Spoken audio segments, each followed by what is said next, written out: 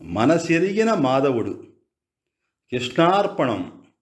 తనను నిత్యం సేవించే భక్తుల కోసం దేవుడే దిగి వస్తాడని నిరూపించే ఒక సంఘటన. ఇది పూరీ జగన్నాథుని క్షేత్రానికి దగ్గరలో ఉన్న సాక్షి గోపాలుని మందిరంలో జరిగిన వాస్తవ సంఘటన. భగవంతుడు భక్తులపై చూపే కరుణకు ప్రత్యక్ష నిదర్శనం ఈ సంఘటన.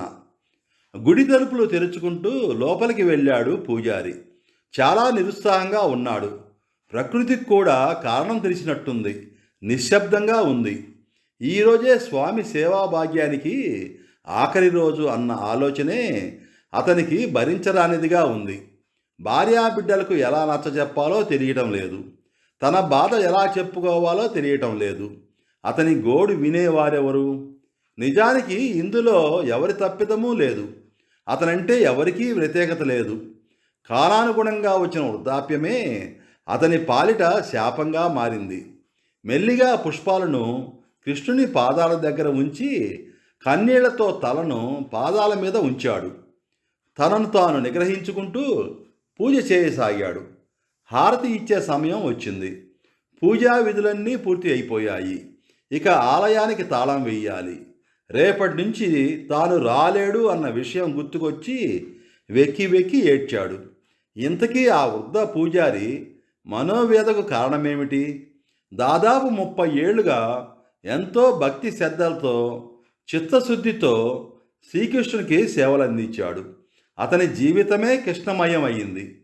ఎవరి నోట విన్నా అతని అచంచలమైన దైవభక్తి గురించే చెబుతారు. అయితే కాలానికి అందరూ తల వంచవలసిందే కదా.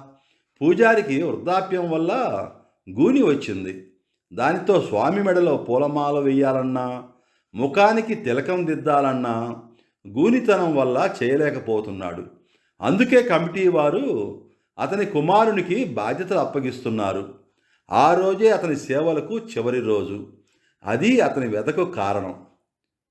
ఓ కృష్ణ, ఇదే నా ఆఖరి పూజ. ఇన్నేళ్ల కాలంలో నా వల్ల తెలిసి కానీ తెలియక కానీ అపరాధం జరిగి ఉంటే నన్ను క్షమించు. నీకు పూలమాలలు వేయలేకపోతున్నాను. నుదుట తిలకం దిద్దలేకున్నాను. నువ్వే సర్దుకుపోయావు. ముసల్తనం వల్ల నీ సేవకు దూరం అవుతున్నా. నేను నిస్సహాయుణ్ణి. నన్ను మన్నించు కృష్ణ అంటూ కన్నీటితో వీడ్కోలు పలికి ఆలయానికి తాళం వేసి భారమైన మనస్సుతో ఇంటి ముఖం పట్టాడు. తెల్లవార్లు అతనికి నిద్ర పట్టలేదు. చెప్పలేని బాధ అతన్ని స్థిమితంగా ఉండనీయలేదు. తెల్లవారింది.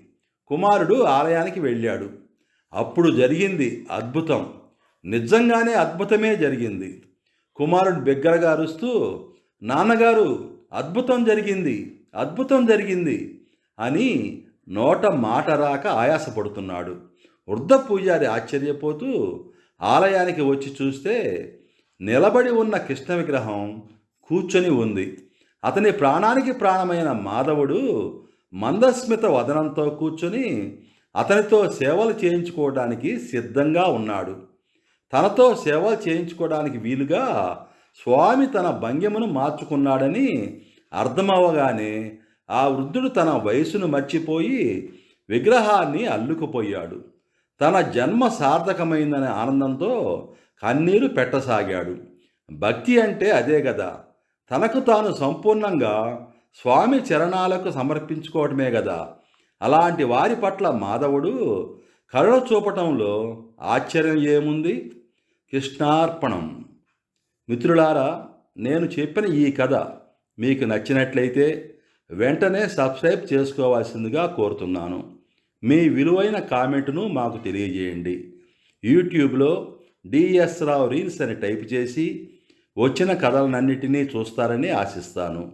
మీ దార్ల శ్రీనివాసరావు, ఒంగోల్ ఆర్టీసీ కంట్రోలర్.